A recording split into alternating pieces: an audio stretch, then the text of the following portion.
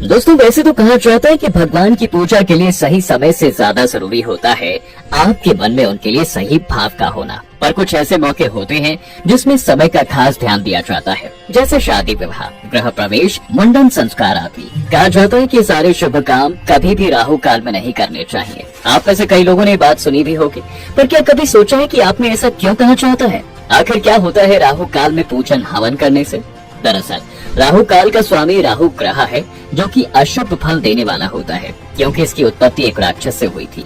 पूरे दिन में एक ऐसा समय जरूर आता है जब राहु काल चल रहा होता है। ये करीब 1.5 घंटे का होता है। धार्मिक मान्यताओं के अनुसार सूर्योदय से सूर्य अस्त तक के समय का 8वां हिस्सा राहु माना जाता है और उसे ही राहु काल कहते हैं। धर्मशास्त्रों की माने तो राहु काल में यज्ञ, पूजा पाठ और हवन जैसे कोई भी मंगल कार्य नहीं करने चाहिए। यहाँ तक कि इस काल में नए व्यापार की शुरुआत भी नहीं करनी चाहिए, क्योंकि इस समय किया गया कोई भी शुभ कार्य फलदायी नहीं होता। इतना ही नहीं, आप उस काम में असफल भी हो सकते हैं। जी हाँ, और इस काल में किसी जरूरी काम के लिए भी यात्रा नहीं करनी चाहिए। यानी कि अगर आप कहीं घूमने के प्लान कर रहे हैं तो राहु काल में आपकी यात्रा ना शुरू करें। लेकिन अगर किसी जरूरी काम के चलते आपका उस समय जाना जरूरी है तो घर से निकलने के पहले 10 कदम उल्टे चलें और फिर पान, दही या कुछ मीठा खाकर ही निकलें। आपको बता दें दोस्तों, राहु काल के दौरान कोई नया सामान खरीदने से भी बचना चाहिए, क्योंकि इससे वो वस्तु आपके लिए अशुभ साबित हो सकती है, जिसके चलते आपका नुकसान भी हो सकता है। धर्म पुराणों की माने तो राहु काल में विवाह, सगाई, गृह प्रवेश, अन्नप्राशन या फिर किसी तरह का कोई धार्मिक या मांगलिक कार्य तो बिल्कुल नहीं करना चाहिए।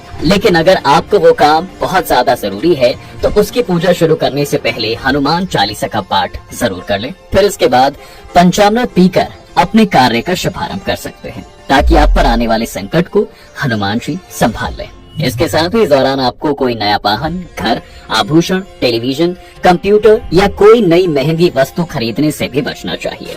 मान्यताओं के अनुसार राहु काल के समय किए गए ये कार्य विपरीत फल प्रदान करते हैं और इस काल में शुरू किया गया शुभ काम बिना बाधा के पूरा होता ही नहीं है। इसलिए बेहतर होगा कि आप इस समय ऐसे कार्य ना ही करें। चलिए अब आपको बताते हैं कि आखिर राहु की उत्पत्ति कैसे हुई थी।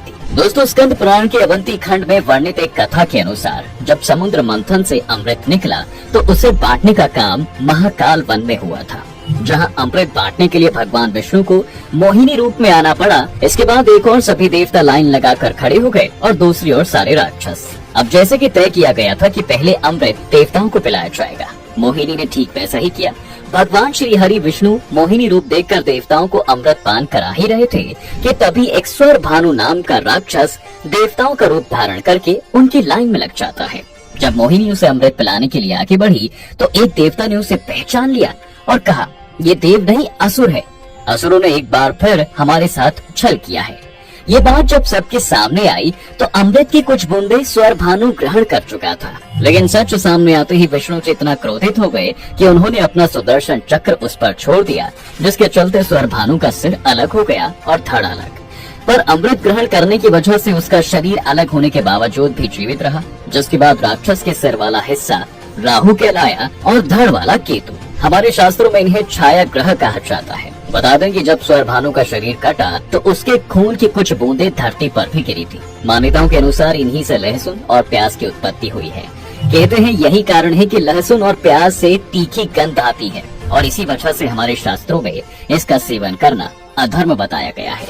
आप लोगों ने कई बार ऐसा सुना होगा कि भगवान के भोग के लिए बनी चीजों में लहसुन, प्याज इनको नहीं डाला जाता है। वो इसलिए ही क्योंकि इनकी उत्पत्ति एक राक्षस के खून से हुई है।